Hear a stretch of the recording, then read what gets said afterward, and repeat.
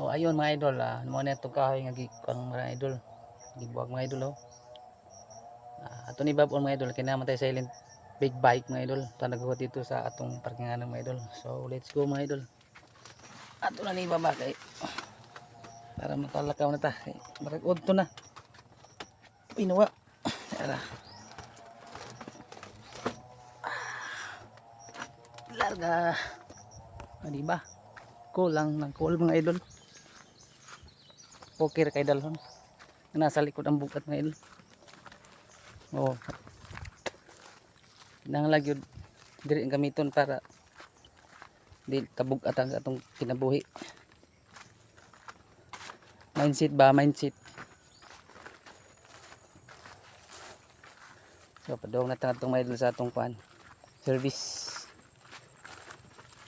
Ang silent big bike.